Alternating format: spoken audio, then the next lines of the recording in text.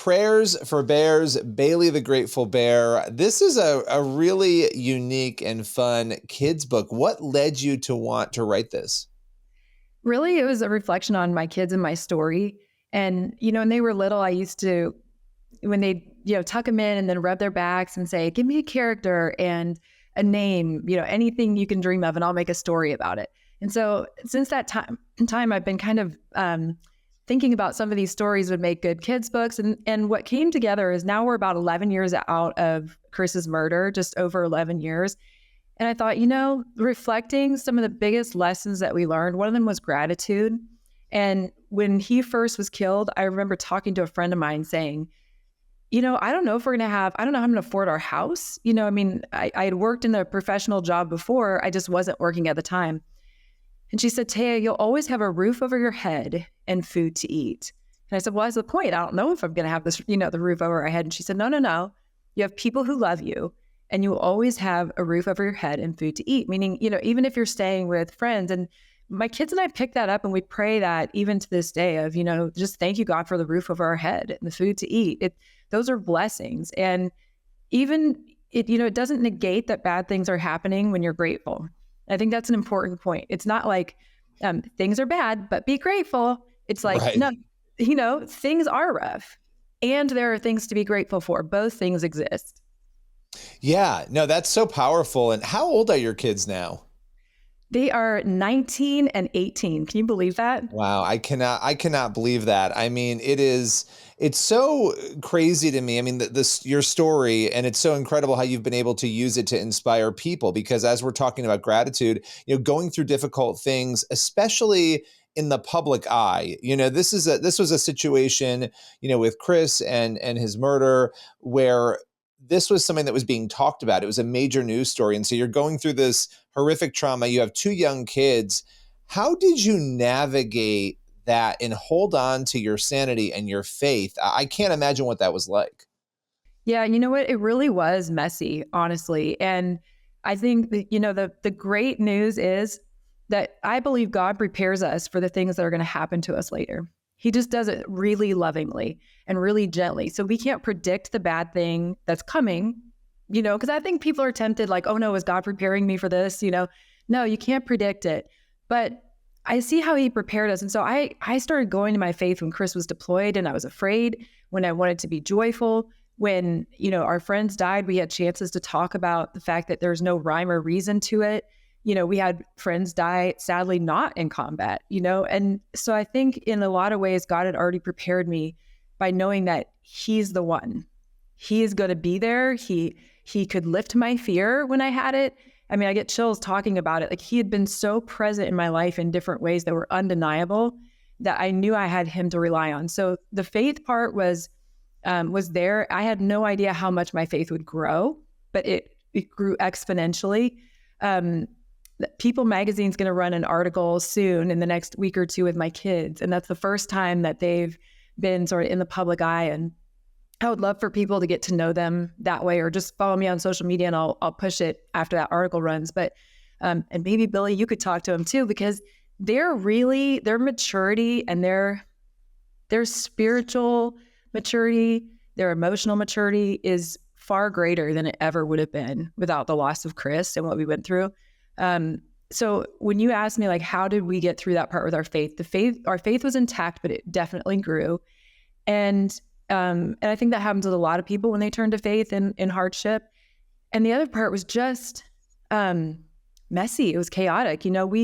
I was going on speaking engagements and trying to make a living for the family, and they went with me. We hired a homeschool teacher to travel with us. I didn't want to miss a minute with them. I think, especially with friends dying before Chris was killed, I was always so grateful for every minute with people that I love. And that certainly, didn't change when Chris was gone. I wasn't going to sacrifice time with my kids. And they were little enough that they could go with me. And then they came back and went to school and got in sports and all that. But it was just messy. And I think they learned a lot of grace. I learned later that I had to give myself grace. Because, what I learned, Billy, is you talk to other people the way you talk to yourself. So if I was being really hard on myself, I was being really hard on them. Yeah. And It was wanting to be a better mom that kind of got me aware of like, why am I so hard on them? And I went to a therapist and she said, because it's the way you talk to yourself that you talk to them. And so I was like, oof.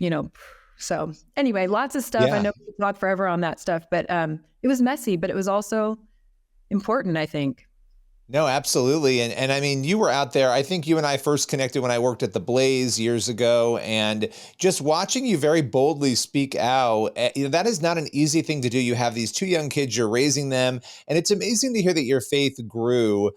I would imagine, and I can't speak for you, but you think through scenarios. Did you ever have to grapple with, any frustration or even anger or confusion when it came to God, especially looking at, here's Chris, the best sniper in American history. He's gone to war, he's come back safely, and then this happens.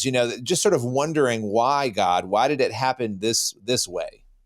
Yeah, it is. I mean, it's a very valid question. And I think one of the things that I noticed as I look back in my life is I had a cousin who was 2 or 3 and she was killed in the most random way that nobody could have protected. And so I remember growing up and hearing my aunt say, there is no fair, right? There is no fair. And so I think I had maybe that going for me, that I realized just because he's not in combat doesn't mean, I mean, Chris used to tell me he'd have a better chance of dying on the freeway in California than he did in combat, which I don't know if that's even true, but I think in some ways that part didn't bother me. But here's what I did. My daughter did have a hard time with that. God being good and allowing this. And so we have spent a lot of time diving into that and looking into it and seeing the different ways. It's an important question to address if you're a person of faith. I think you have to make sense of that. And the other thing was that, the existence of evil, I knew that evil existed, and I knew something could happen stateside or overseas, but I also thought that maybe God did things for a greater purpose. So maybe we lost Chris, but immediately we saw this influx of people who wanted to be better fathers and wanted to be more supportive of military. And so at first I thought maybe there's just a sacrifice sometimes in life. And it was another widow friend of mine who said, Taya, I don't believe that. She said, I think God is crying with us. And that opened my eyes really in a different way. And Dr. Tony Evans was preaching on this too, just this last week about healing. I love him. And he was talking about like there are all these aspects of God, his wrath and his love and his healing, and all those parts of him exist. All parts of them are constant. It's just where you are with him at any given time is what you experience. And he's an emotional being. He does cry with us. And I learned that incredible kindness.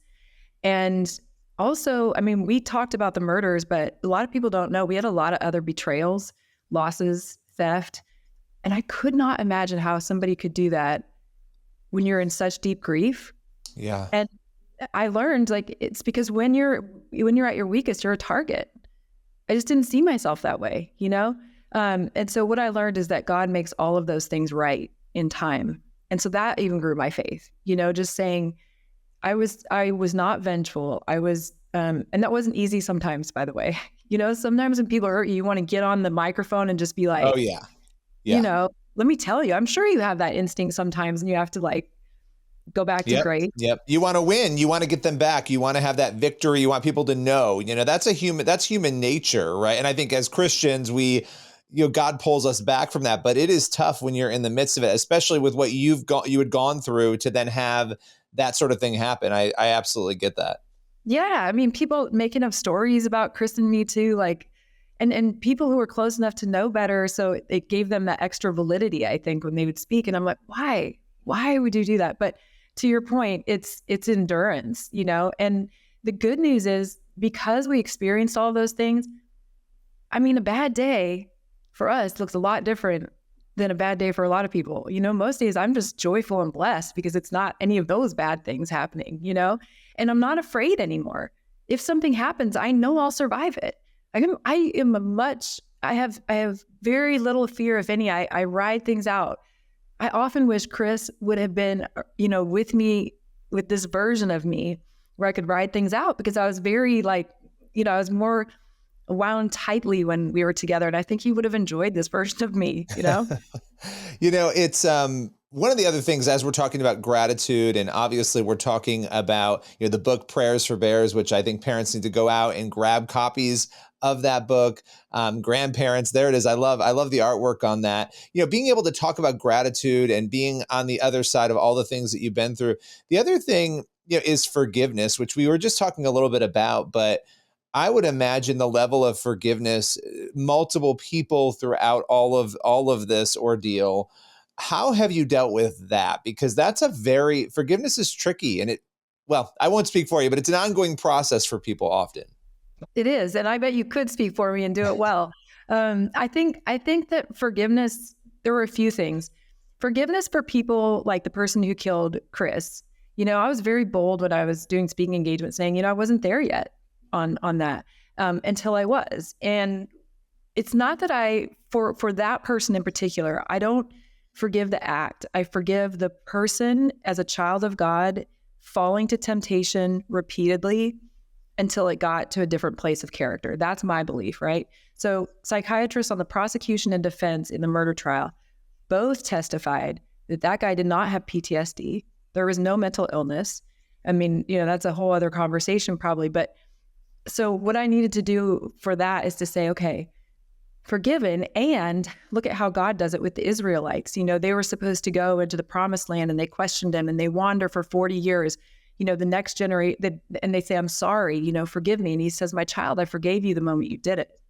But that doesn't mean you get the promised land, right? It's the next generation. And so what a pastor taught me that at a time when I really needed it. And it was about family members who had been, it was very painful going through, grief is bad enough, but oftentimes families react differently and it busts up family relationships, and unfortunately. And so I was like, well, should I just be kind of ignoring it and pulling them back in, or how do I do this? And it was like, no, I forgive you.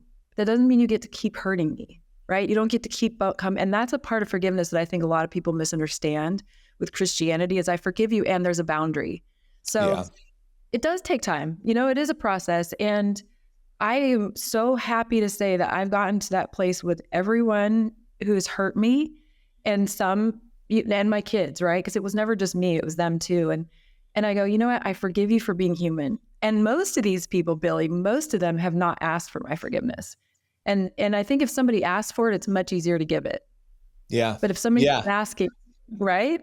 When somebody's not sorry, I mean, that's, they're not sorry. And yet, we can't allow ourselves to be controlled by that anger, right? And as you were saying, it may take time to get there, but when we hold on to it, I mean, some of the most angry people I know in my life, some of the most vicious people I know are people who have not let go of things that anger them. They're the people who talk about things that happened 40 years ago, still like they happened yesterday.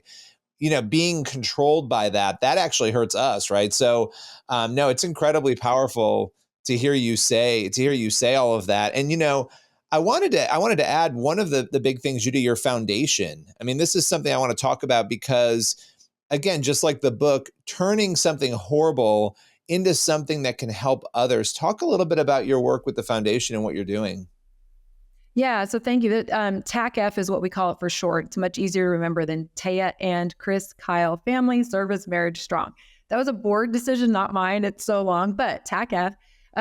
Yeah, we help service marriages, and that's first responder, military, active duty, retired, veteran, all of them. They all need help with their marriages. And the Army did a study saying that 80% of service suicides were relationship related. Wow. And that is right. That's astounding, but it makes sense. And it's important to note that it's not the fault of the people in the relationship. So it's not like, oh, they couldn't figure it out. It's that they didn't have the tools that they needed. And we are able to provide those tools, and they didn't have it in a way that felt safe. And once they have that, they can rely on each other and get through trauma together. But without it, it's very confusing. So the motivation for me was, gosh, how did Chris and I make it? 97% of the enlisted guys in the SEAL teams when he was serving were divorced or hadn't been married, right? So how did we make it? And I looked back and I saw the different things that God so kindly dropped in our lap along the way that taught us, because there's no civilian counselor that knew how to counsel us. There are no books to read. And so what we do is we come from a coaching standpoint, and we use Gallup Strength Finder. So the first thing that couples do is they take the Strengths Finder, then they meet with a coach, one-on-one online, like couple and the coach, and they come from a place of strengths. How to use your strengths in marriage, because like we all have strengths, and when you use your strength in a way that's not productive, right? It's hurtful, but you still think you kind of want to bring it because it's your strength. So like I'm the idea person. That's one of my top strengths. I can flood and overwhelm people with ideas. I can give ideas when they're not asked for, right? So if I really want it to be a strength, I have to learn when to use it and how to use it. And so we start from that standpoint, and Baylor University studies the programs. It's like a 99.16% success rate. And they even had another statistician study it to make sure that it was accurate, because the results are so good. And we continue to have them study. So forgiveness is a big part. Trauma is a big part of it. Communication. Like if you're in a service field, you usually shut down communication or compartmentalize a lot, and you're trying to protect your partner, or you're trying to not have to deal with things. So we do a lot of stuff on that. Intimacy. There are a lot of people that don't. We talk really bluntly and boldly about intimacy. I mean, there's people know physical intimacy, and we get really bold about that too.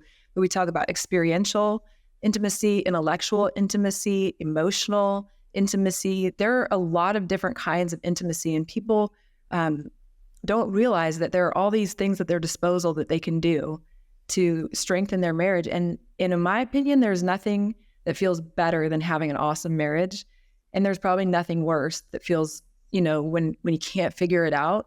And Chris and I got both of those extremes. So I wanted people to end where we ended, which is on a high note.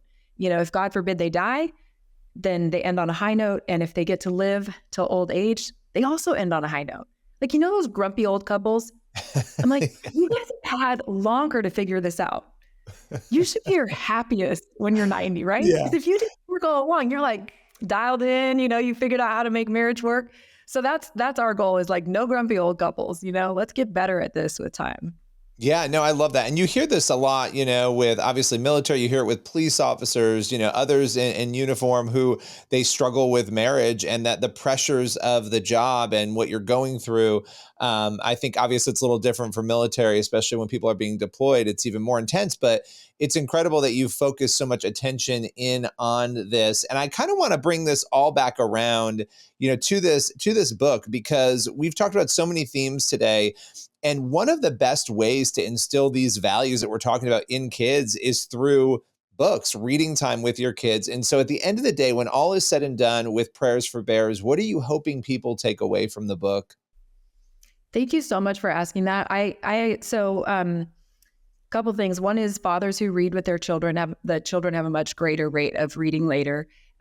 Children or fathers who lead with faith, children and families do better with faith. So I wanted to give that opportunity for people to read to their kids, men and women, and build this foundation before they need it. Because there's always going to be a time, you and I know this, you're always going to need some gratitude, and you're going to need a prayer. And so I got this phenomenal illustrator, Tori, and I did this so look at Bailey Bear. Is that not the sweetest? I love it. Like, it comes alive in this book. And I very purposely, this series, Prayers for Bears, I want it to be as much a reminder to the adults who read it to the kids as it is to build the foundation of the kids. So you ask what the purpose is, it's twofold. When Bailey has a really rotten day and things aren't going Bailey's way, Bailey's parents teach Bailey a prayer that is, thank you for the roof over our head and food to eat, our little bare paws and our little bare feet, right? Because there are people wishing for food and a roof over their head, and there are people wishing for hands and feet. We know a lot of people who have prosthetics, so sometimes when you're having a hard day, it's good to recenter. And so parents, grandparents, godparents, whoever's reading the book to the young kid, I think both people benefit from that reminder.